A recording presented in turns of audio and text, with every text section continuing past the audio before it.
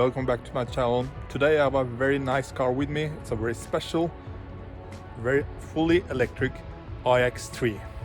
Today I'm going to give you a review about how this car works in this weather. As you can see, it's really snowy and it's the same weather as I described it some days ago. So let's go and try it out.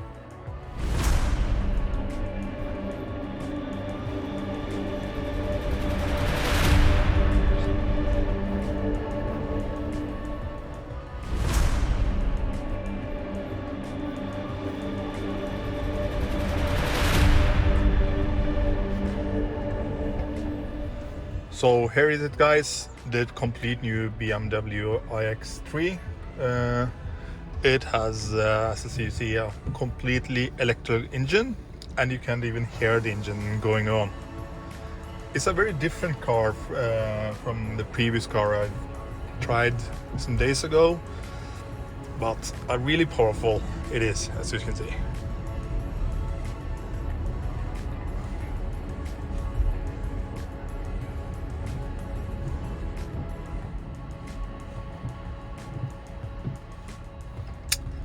Sadly, this car only came with rear-wheel drive, so when you drive this car on this kind of weather, it could be a problem. But as the snow is almost at the 40 centimeter, I think it could be a problem with only rear-wheel drive.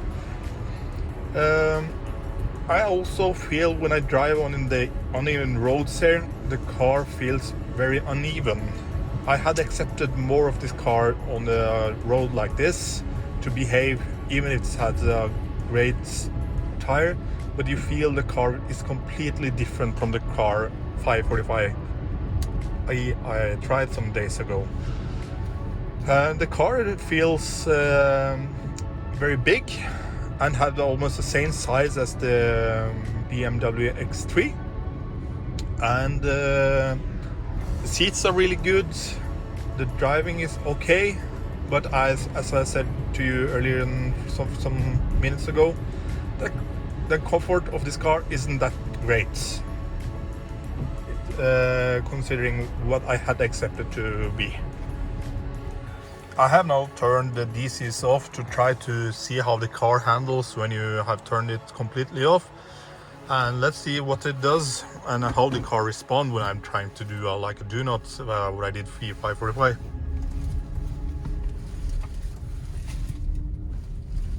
Yeah, it feels very different because when you left off your gas, the car almost doing the brake by itself.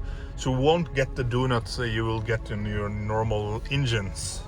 So it handles, I would say, much better on winter modes weather, and the car feels really good, to be honest, on that kind of weather. So I don't think you would need a four-wheel drive where you have the problems coming upwards. For some reason I can't understand why BMW would choose this only as rear-wheel drive when they should have the four-wheel drive X-Drive on this car. That would be the perfect Norwegian car for this kind of weather we have here. The car has the same digital cluster as the other cars, as looks really similar to the normal X3 with the diesel or the fuel engine. This is a complete electrical car, so you can't hear anything than not buzzing when you're driving. The quality of the comfort seats here is completely different, so I would say that those doesn't feel like BMW should have.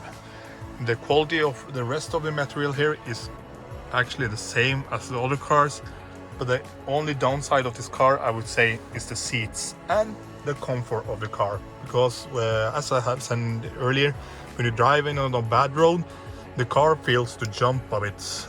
That is not a good to be a that heavy car with that kind of price. If you want this car fully loaded, you will actually get this car for about 600,000 crowns, then with a good amount of extra options. So that's a quite good price, to be honest, because you get almost a SUV, and you get an electric engine that can do almost 600 kilometers.